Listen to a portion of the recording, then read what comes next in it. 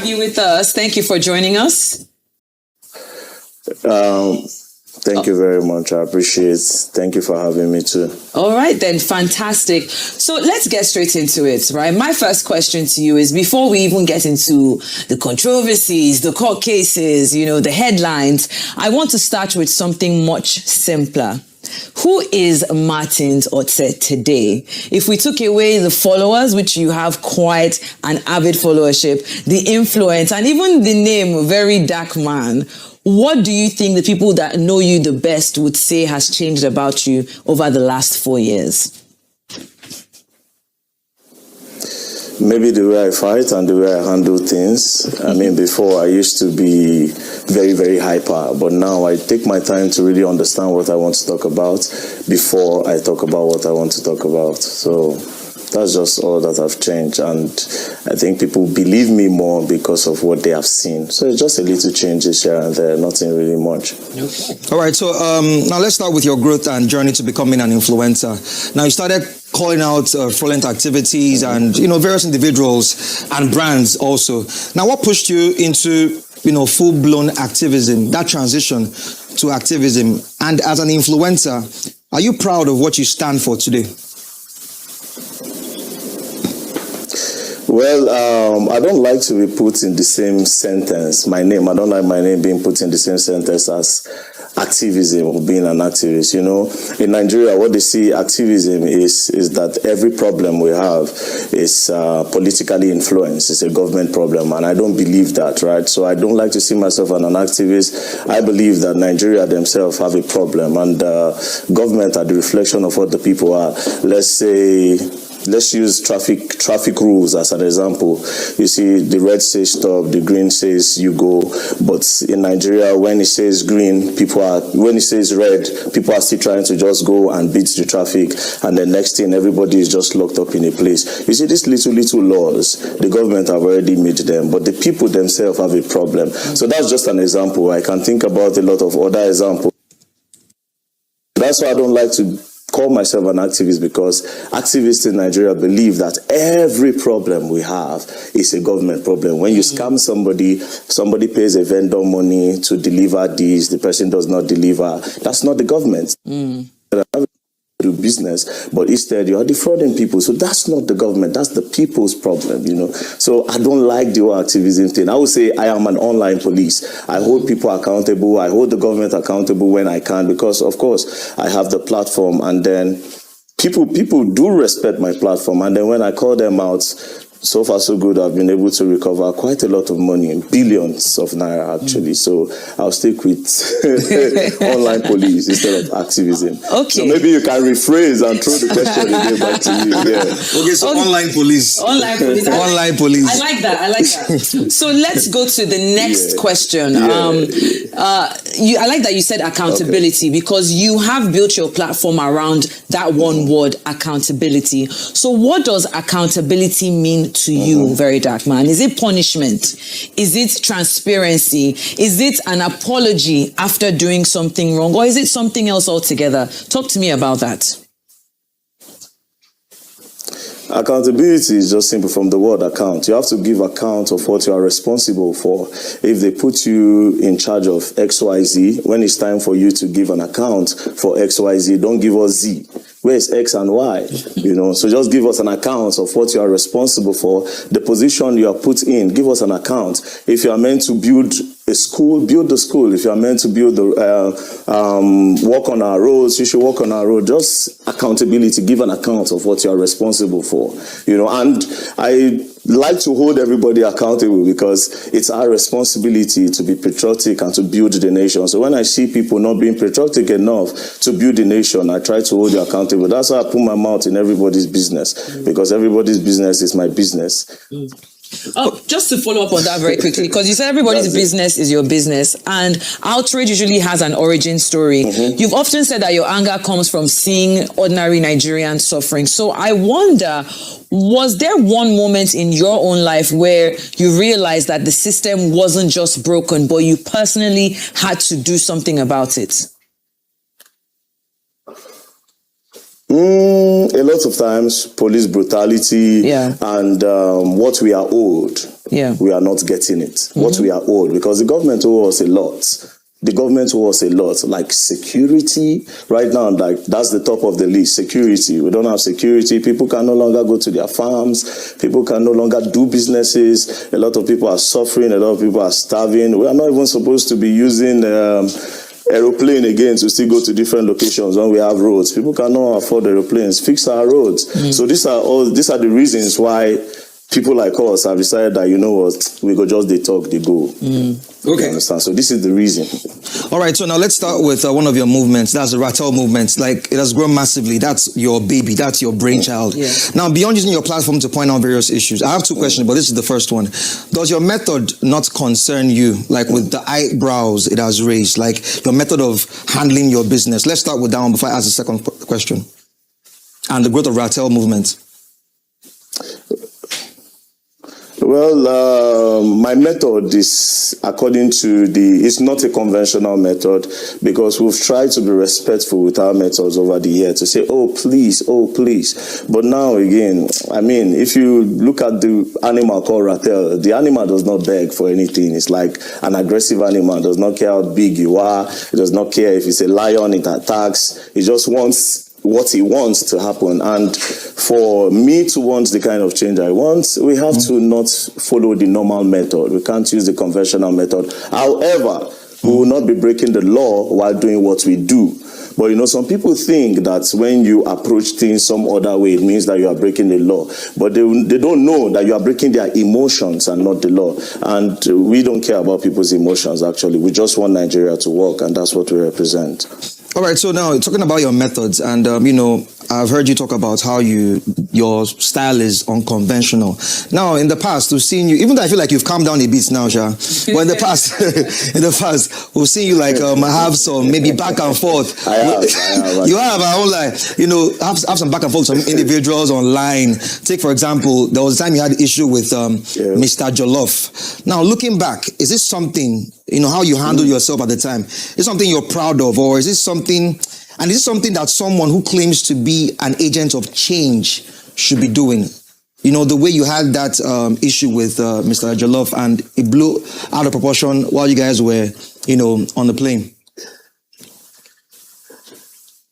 Well, honestly, the whole incident of me and Mr. Jollof on the plane was very, very responsible from me and from him. Even though, to be very honest, and I swear this on God, I was actually defending myself, right? Because he was the one that threw a punch. He punched me twice before I reacted. And even when I reacted, well, to be very honest, I'm not proud of that moment, and I would not do that. I will never do that again, and I will not encourage anybody to take the laws into their hands like that, especially endangering the other people or endangering the other passengers on the plane. So I'll use this opportunity to apologize to Nigerians and everybody that believe in very dark man. I'm sorry for that moment. It will never happen again. Okay, apology. I feel like apology accepted on behalf of Nigerians. All right. So before I bring in Sheto, do you want to ask? Yes, please. If I can just come in here. We do know that you've been able to amass such a following online. I mean, you are the online police, of course. And I sometimes wonder whether you in your personal time, do you think, I mean, you have become very influential. Is it more than you intended? Because today, when you mention someone's name, millions immediately begin investigating them online. So do you ever worry that your audience sometimes now reaches a verdict before the evidence does? So in a way that you can't control where the online, you know, the online jurisdiction kind of starts and ends. Let's talk about that. Well, first of all, I didn't think I would grow this big. Yeah. I just thought I was doing my thing, because sometimes when I do my things, I am very, very selfish to the way I do my things. I don't want anybody taking fault for me. So I'm selfish to that extent where I just want to do my thing. But I started seeing people that wanted to associate themselves with me, and that they are associating themselves with me. Now, talking about, calling out and them reaching a verdict before the whole case is being concluded. To be very honest, I take my whole time to study cases before I put them up online. And that is why for the past how many years now, you cannot see somebody that will come out and say very dark man lied or this is a lie. Yes, they can come out and be playing with themselves. What they know, the fact is facts. Very dark man comes out with evidence and nothing more, So, yeah, sometimes they just, sometimes they are just there. They will just go and conclude even before I conclude. But then again, we are all humans now. It's the way they are feeling, it's the way they are feeling. But we are all growing. As I'm growing, they are growing. Everybody is growing. Sometimes they even grow before me and they comment. In the comment section, I learn one or two things. Some of them come into my DMs. Then, of course, the older men, the older women will say, my son, this one that you said, yeah, I think you should say it like this. I listen to a lot of people in my DMs, I might not respond, but I listen. I will just take it in and I'll say, okay, yes, I need to make these changes, So I can't control the way they go about that, but I know we are all growing. I know we are growing. All right. Okay. Another issue that is currently trending, I'm sure you are aware of it, is Seun Kuti. He's been calling you out for some days now. Now, he has called out, he has called out your mode of operation. Now, this is me paraphrasing. He said that your activism is monetized. That once you get paid, by whomever you are criticizing, that you change your mouth, like you could change mouth. Now, you have also sort of responded indirectly, saying that out of respect for Fela, you will not, respond to him. Now, don't you think you need to clear that up? The fact that he's calling you out that your method is shady, that you are monetized, or don't you think that you need to clear that up? What do you have to say to that, or do you think you want to just let it slide? Well, if my method has been monetized, or if according to what they claim that one person has given very dark man money before, I think by now somebody would have come out. I think by now, don't you think so?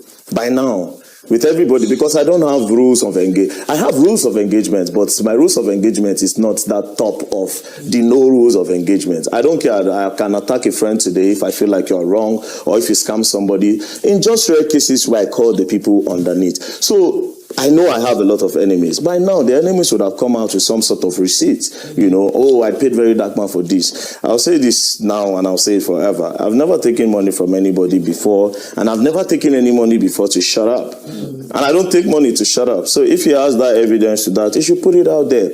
And also, talking about Seun, I know what's going on with Seun. No, he will be fine. I still respect him as an Egbon, but sometimes he talks too much, and then sometimes he does not even really know what's saying. Now, let me give you an example. Seun said that he never asked me to join MOP, right? And then I brought out that video. Boom. You asked me to join MOP. You literally begged me to join. But I refused because I don't like their own idea of politics. This is somebody that when you're doing like humanitarian activities, they go, why are you doing that? That's for the government to do. That's for the government to do. We have kept our hands tight for the government to come and do it. The government are not doing it. And we have the opportunity, we have the influence to do something. You don't want us to make change. You say we should wait for one party and whatever. We should be doing the one that we can do now. Building Nigeria is for everybody. So their own ideology and the way they do their things for me, is old. I am not rolling in that circle, So I think he found that really, really offensive that he could not control me because it's like my guy. But then again, what happened has happened, So as for Seun, I beg, anything he's just saying now, he's just saying it out of anger, out of pain, and because of Omoyele Sowore, all those sort of things, That's why. So I will not take Seun serious, to be honest, even though I still have a lot of respect for him. But I will just leave him to continue talking. I think we all know that VDM does not take money, Okay. Let me give you an instance now, because you said you don't take money and they should bring out evidence, which I think everybody that has claimed that you do should do that. But what if in the case of the person that they claim probably settled you now, what if the person is guilty and can't come out to maybe speak on it? Don't you think that maybe people will think that's that other side or that other aspect of it? Then also, your issue with Seun Kuti, do you feel you guys will still come back to being like brothers, like you guys were in the past? Like you said, you followed him to his dad's grave and you guys did some sort of, I don't want to say sacrifice, but, some things, out of respect for the dad. Now, for someone that has gone that far with Seun, don't you think you guys need to actually, should I say, come together and put this thing behind you guys and forge like a more beneficial relationship together? Because you guys are actually outspoken individuals on social media. So I feel like you guys should be working together. But how do you address these things? Well, to be honest, we are men, right? We are men, and then we might just see ourselves in a party and we just shake hands. But we coming together to come and do a thing would be really difficult, especially the kind of things I heard him say about me. I was very, very surprised. He said something like, since you don't, he said, it is because the country don't work. That is why people like you are relevant. That if these judges were doing their jobs, you will not be relevant. And he called you jobless too. He said that you don't have a job. That's why you are not the judge. Yes. If you can call me jobless, I'm a businessman. I'm a businessman. We'll see that very soon. I'm a businessman, but let's leave that by the way. Yeah. But then again, you said the judges are not doing their job. Am I the judge that did not do the job? So I should leave my own ghetto people, and I should leave the people that believe that I can do this thing now that I have strength and I have the wordings. I shall be wine the wine where go bring justice. I not go do the things. Won't I just do it? So should I fold my arms and be waiting for these judges that No, I'm not going to do that. You people fold your arms, and then here we are today. You understand? So the whole thing he was saying, your dad, who we learned from, who is our role model, he was talking about these things before. Why didn't you say you should keep quiet then? Then he said, I dragged Prophet Jeremiah, what changed? He dragged Adeboye and said Adeboye did fake deliverance. Did Adeboye church close? No. These things were just, we say it out so that the people that we can save can be saved. Most times. Sometimes it's just an awareness. Just create the awareness, put it there. It will be on the internet for a long time. It will be there for people to go back to and say, I think these people, if at all, inside 1,000 people, you still get like 3 or 4 that you save. So it's more about creating awareness sometimes, because we cannot really change these things unless the government decides to change them. So what do?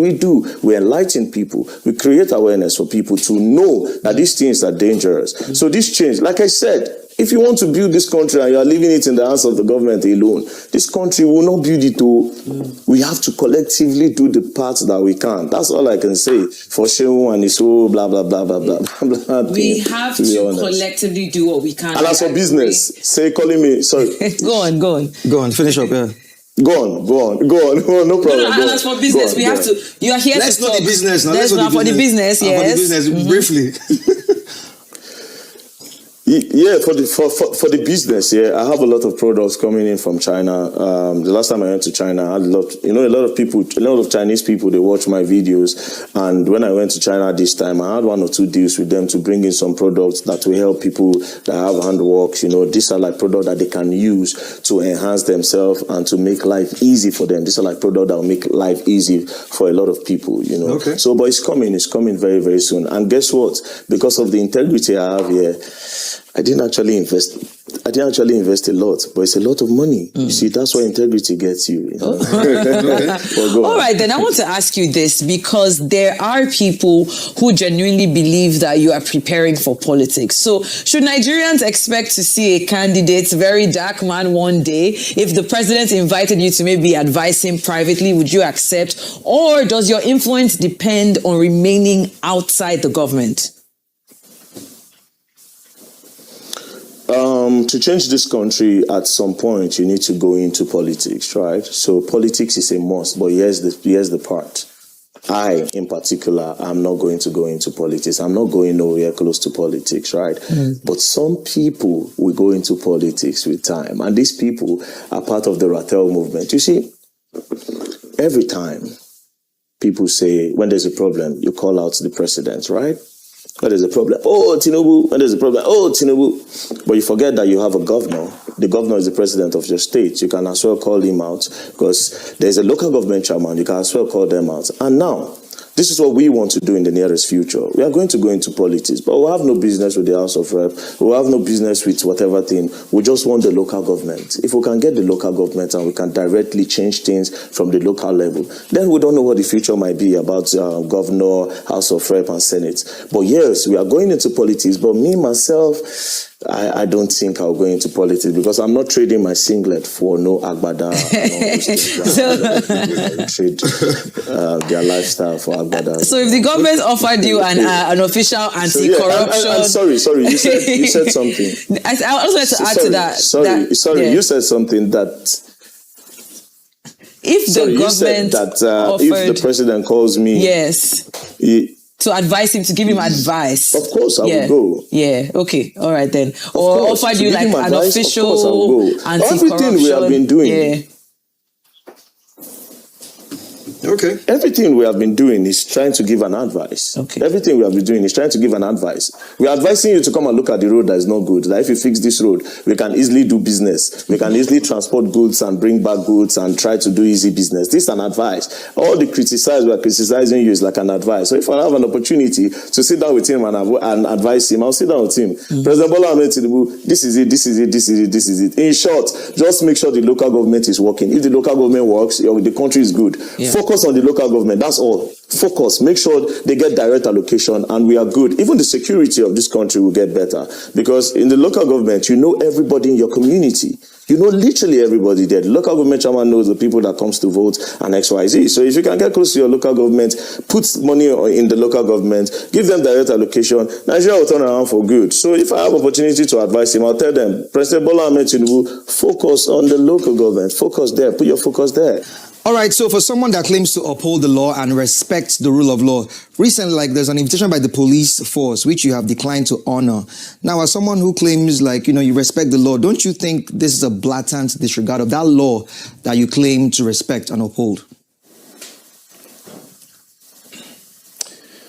Well, there's a reason why I said I was not going to honor the invitation in Lagos, and it is simply because I think the invitation is malicious. Now, make it make sense that I am calling you out that you have compromised the case by pinning murder on an innocent man, and the next thing I'm getting invites from Lagos. Meanwhile, I live in Abuja, and in Abuja where I live is the headquarters of MPF NCCC that is headed by an AIG, and you're calling me to Lagos to come and answer a question where I can answer here in Abuja. The headquarters of police is here in Abuja, so I think it's just malicious, and then they are looking for a way to trap me or maybe take my phone and maybe delete evidence or whatever thing that they plan to do. So whatever thing they want to do, they should do it here. Also, see, I would like to just throw light on this matter real quick, right? Now, it's about two persons, right? The first person's name is Sheriff Salami. He was killed in 2023, around April 2023. Now, this guy, Sheriff Salami, attended the burial at Mobi Road around the island. As he was coming out, some persons shot him. The bullet didn't penetrate him. Then they chased him into a house, and then they used cutlass to unalive him. Now, there's another person that was killed in that same manner in 2024. Now, the police in 2026 arrested two suspects, and these two suspects named Bariga and Fabo. The first person was arrested on the 6th of January 2026, and the second person was arrested on 24th January 2026. There's a video that came out after the arrest, and in this video, these people confess that they killed Sheriff Salami. And the reason why they killed Sheriff Salami is that Sheriff Salami is a rival cult member. These people, they claim that they belong to the Aye confraternity, and Sheriff belongs to the Aye confraternity, and this is why they killed him, because Sheriff had previously unalived one of their own member called Apetu Zobo, and one of them also said something about his manhood, that Sheriff did something to his manhood, and for this reason they saw him in their territory and they unalived him. Yeah, they confessed. 1 month later, surprisingly, the police brought them out again, and then came another video. And in this video, these people, the police were asking them questions, and the next thing the police said, Ahmed, who did Ahmed send to go and kill this person? Who did Ahmed send to go and kill this person? They led the suspect on, and even the suspects were looking like Ahmed. At some point in the interview, in the interrogation, one of them said, which Ahmed are you talking about? The police then had to tell them that Ahmed Ajinro. Right? So they were the one that led these guys. Then they now even said, who did Ahmed send? They said, it's a guy called Bode. That a guy called Bode was sent to contract them to unalive Sheriff Salami. Right? And then the police said, where is Bode? Said Bode is in Germany. Cut the long story short, that was how they recorded that. Okay, let's leave that one, by the way.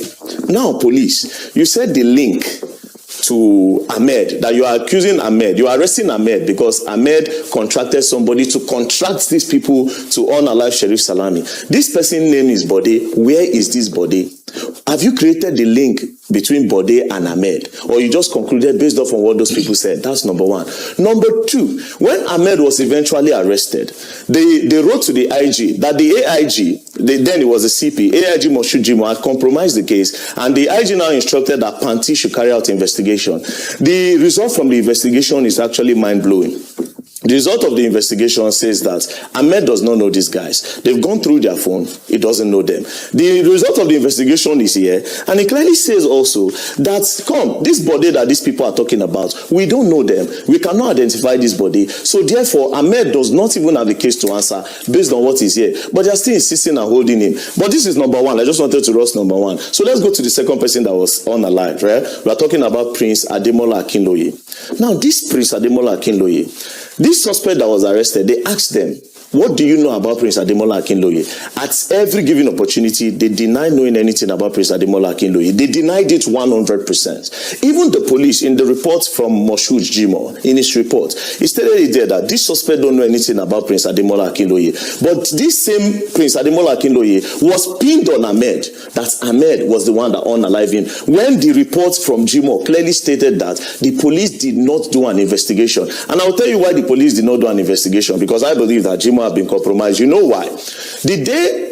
Prince Ademola Akinloye was unalive, based on the investigation that was done and the reports that I can see here, the day he was unalive, he was said to be in his farm.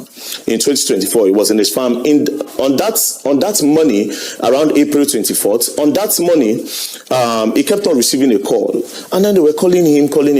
He told everybody in his farm that, see, my brother is calling me, my older brother, Babajide Akinloye, is calling me to come to the palace, that my father wants to see me, but I need to eat, I am hungry. He sent a guy called Monday, go and buy me food. But his brother kept on calling him, and the call started coming in repeatedly. So he had to leave the food, and he went home. As he was going home, a car, a white Suzuki, hit him from behind. He came down to look at the damage, and that was how he was shot. He was shot, and then they came down, and they just completed it with a machete. Now, they took the dead body, and they deposited it at the morgue, right? They deposited it, and they took his phone. They also deposited the phone and gave the phone to the police for investigation. This is brother Babajide Akinloye that called him to come out, went to the police, went to the morgue and collected the body and said, see, we don't need you to do an autopsy. This is an affidavit that is false. What's an affidavit? He said, we don't need you to do investigation on this matter. We are Muslims. We want my brother. Don't do any investigation. Leave it alone. This one passed. 10 days later, the brother came again and signed a bond and collected his brother's phone.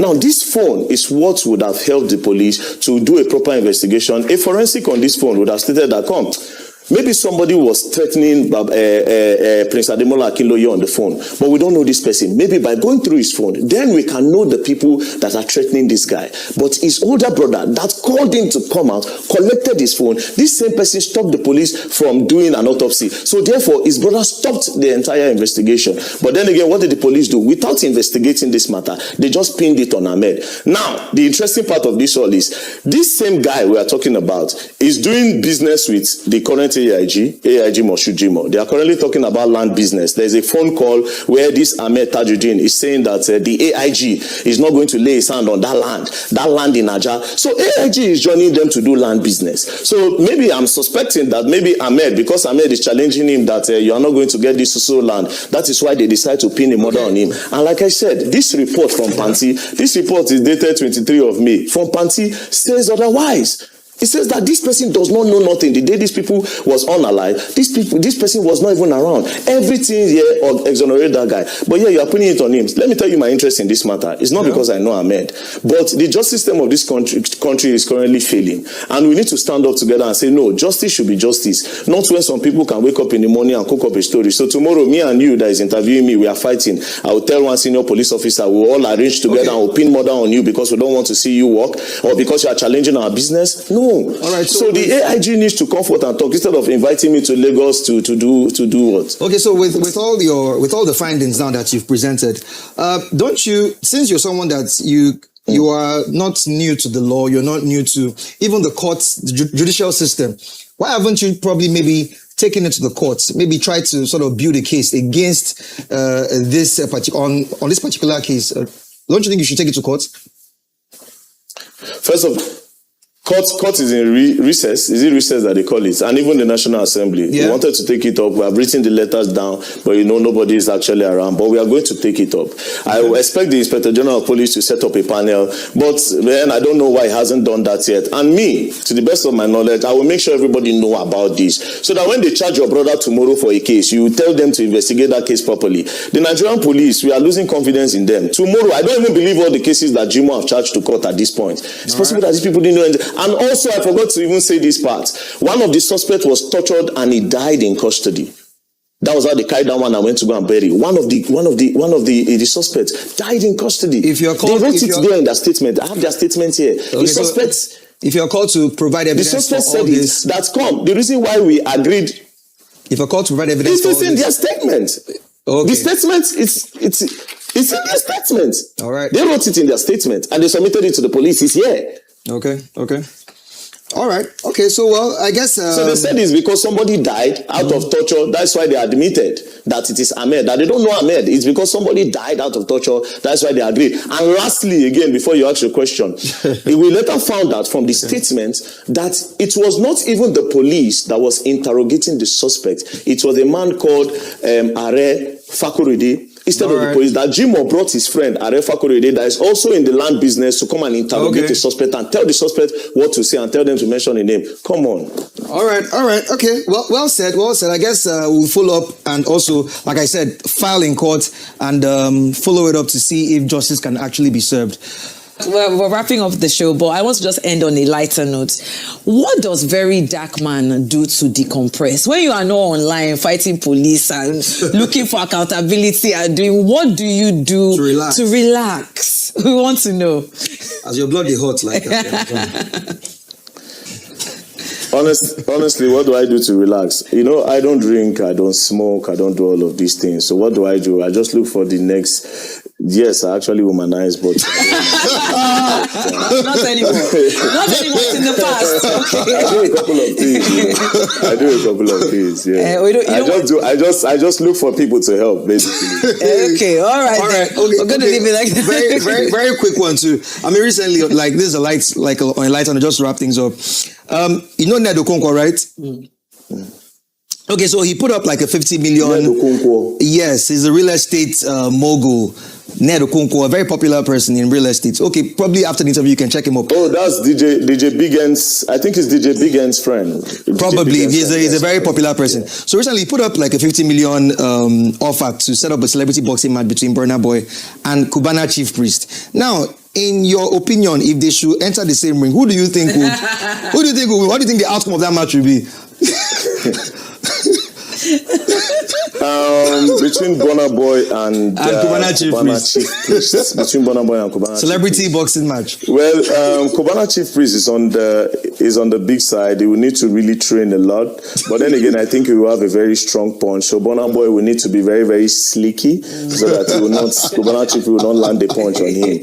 But when it comes to like maybe if Burna Boy is juggling well around the ring, it might just Cubana on his own might just fall down. But then again, Burna needs to be careful so Cubana does not punch him. But please, I don't want them to fight. They are both my guys. They are both your guys. That's why I told you question. Burna Boy have. They are both my guys. Burna Boy has successfully invested. He's not invested. He has successfully given me over 300 million naira for humanitarian activities. We are currently building a school in Port Harcourt. 190 million have already gone down. We did renovation in University of Jos. We did another renovation in Nasarawa Polytechnic. We have done a lot of things using Burna Boy's money, even though we have our own NGO money. So he has we have brought out people from prisons. So he's my guy, and Cubana Chief Priest too is my guy because we talk a lot. But the only while I can't go follow them, they do on your mandate. I will not get any mandate. I will not get mandate.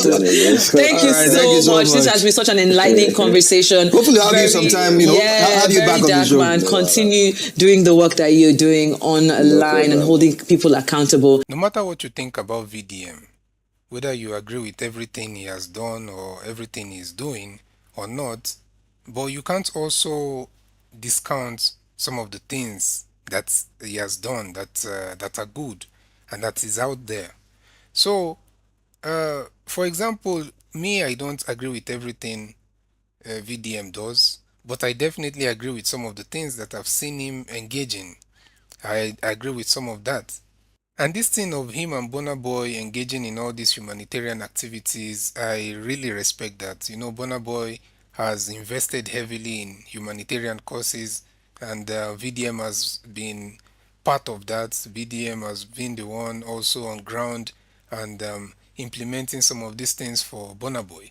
And that shows that at least there is something positive that these celebrities represent apart from music. Some of their music are good, some of their music I can't listen to, some of their music are uplifting, but they're also doing great causes, building schools. And Burna Boy, we should give him his dues, which he has been doing that. And he's not the only one doing it, but I think arguably, Burna Boy is doing it in a much larger scale compared to some of the other artists, you know. So, and VDM saying that the police, it might be that they want to trap him when when he, answers their call and all of that. It's a legitimate concern because him is, he's self-titled himself the online police. So he's kind of doing what a lot of people will probably expect the police to do. And I think he's right to be conscious of his security and his safety. But that does not mean that he will not obey the law. I think he should still obey the law, you know. And I didn't even know that he had reconciled with Cubana chief priest and all of that. Well, that's a good thing if he has reconciled, because he said when they asked him about the boxing match between Cubana chief priest and Burna Boy, the one that Ned Okonkwo proposed, which obviously it looks like that will never come to light. I don't think someone like Burna Boy or Cubana Chief Priest will want to get in the ring for something like that. But his response when they asked him about that shows that okay, he's no longer at he's no longer in that kind of beef that people think or thought that he was with Cubana Chief Priest. Because he didn't answer in a way to kind of attack one and defend the other. He answered very smartly. And that's another thing people have to give VDM credit for, because he's, I don't know his educational level or whatever, academics, but you can tell that he's someone that, he has improved in a lot in the way he handles questions and how he responds to some of these controversial issues. And he's someone that really puts his thoughts together well. So does that mean make him perfect? No. Like I said, there are some things that he engages in, a few, not so much. I think I agree more with some of the things he does than the things that I do not agree with. But someone like that, he has really been able to put himself in a position where most of the things that he says people will listen to. Not all, but many or most of the things he says people will listen to. Another thing is some of the way he just admits his own flaws. For someone to just openly say that he still womanizes, he doesn't drink, but he doesn't smoke. I think that's also some kind of transparency and vulnerability that has made some people align with him, or some people see him as real, you know. So those are some of the ways that VDM has really gotten into the hearts and minds of a lot of Nigerians. It doesn't mean that everybody agrees with everything he says all the time, but for the most part, they agree with the things he's saying. So thank you guys for staying to the end of this video. Please like this video if you haven't, subscribe to the channel if you haven't, leave your thoughts in the comment section, and I'll see you next time. My God. What do you say? On point, right? Nah, then you have to, there's a have to use good point. Yeah. This are like it's not that big, it's not but you need to get store. I need to go to store. Yeah, so yeah, fantastic. So the measurement, the length, the cut of the trouser. I like it. The way it is, right? Beautiful. Well, that enjoy it. Yeah. Right? You love it, right? Beautiful. Yeah. Yeah, so now we got this thing. We've got it right. So now I'm going to be playing with different things. You get one where I won't make for you.